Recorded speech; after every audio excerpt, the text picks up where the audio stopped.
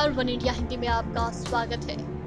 कारगिल युद्ध भारत को पाकिस्तान से मिला जितना बड़ा धोखा था, उतनी ही बड़ी विफलता भारतीय एजेंसियों की थी। मसलन पाकिस्तान ने कारगिल में करीब 125 किलोमीटर क्षेत्र पर कब्जा कर लिया, वहां अपना पोस्ट बना लिया, बंकर बना लिए, पूरा सैन्य साजो सामान जुटा लिया और भारतीय एजेंसियों को इसकी भनक तक नहीं लगी। रॉ समेत तमाम एजेंसियां जो अंदाजा भी नहीं लगा सकी, वो पाकिस्तान ने बड़े ही आराम से कर लिया।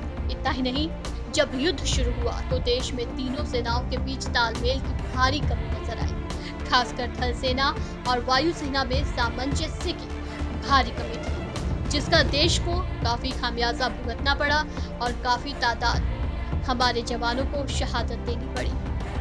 अब जब देश कारगिल विजय दिवस की 21वीं वर्षगांठ मना रहा है, तो सवाल उठता है कि हमने कारगिल वॉर से क्या सीखा? क्या हमने उस समय जो खामियां थी उसे पूरा कर लिया है? इसे समझिए। तत्कालीन अटल बिहारी वाजपेयी सरकार ने कारगिल घुसपैठ के विभिन्न पहलुओं पर गौर करने के लिए सुब्रमण्यम की अध्यक्षता में कारगिल रिव्यू कमेटी यानी KRV गठित की थी, जिसकी रिपोर्ट में कुछ बातें बहुत ही स्पष्ट तरीके से लिखी गई थी। उसमें बताया गया था कि देश की सुरक्षा प्रबंधन प्रणाली में गंभीर कमियों के कारण कारगिल संकट पैदा हुआ। रिपोर्ट ने खुफिया तंत्र और संसाधनों और समन्वय की कमी को जिम्मेदार ठहराया।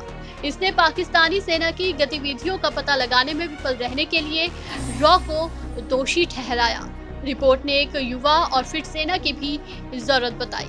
KRV समिति रिपोर्ट को लागू करना भारतीय सेना के लिए बेहद फायदेमंद साबित हुआ। कारगिल सेक्टर में 1999 तक बहुत कम सेना के जवान थे, लेकिन युद्ध के बाद बहुत कुछ बदल गया है। हमारे पास 1999 में कारगिल में LOC की रक्षा के लिए एक बटालियन थी। आज हमारे पास कारगिल LOC की रक्षा के लिए एक डिवीजन की कमांड के तहत 3 ब्रिगेड हैं।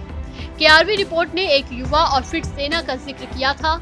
आज हमारी सेना में पहले की तुलना में कमांडिंग यूनिट जवान अधिकारी हैं। वहीं 2002 में डिफेंस इंटेलिजेंस एजेंसी और 2004 में राष्ट्रीय तकनीकी अनुसंधान संगठन यानी NTRO का निर्माण किया गया। रॉ में व्यापक सुधार किए गए। इन इलाकों में सड़कों की कमी थी और कुछ सड़कों पर गाड़ी जाने की स्थिति नहीं थी। युद्ध सामग्री और निगरानी की तकनीक की भी कमी थी।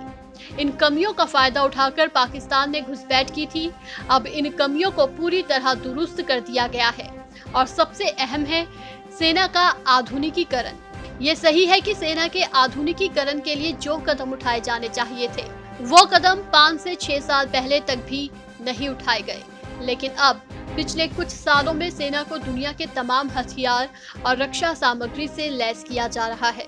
उस समय हमारे पास अपनी सीमा में रहते हुए दुश्मन पर हमला करने वाला कोई फाइटर प्लेन नहीं था, जो अब राफेल के रूप में कुछ ही दिनों में भारत को मिलने जा रहा है। इतना ही नहीं, सेना को अत्याधुनिक एयर डिफेंस मिसाइल S-400 से लेकर तमाम तरह की मिसाइलें और गोला बारूद मिशन मोड्स में खरीदे जा रहे हैं और देश की सेना को इतना ताकतवर बनाया जा रहा है कि दुश्मन को कारगिल पार्ट 2 जैसा कुछ करना तो दूर, सोचने की हिम्मत भी ना हो। इस खबर में फिलहाल इतना ही। तमाम अपडेट्स के लिए बने रहिए वन इंडिया के साथ।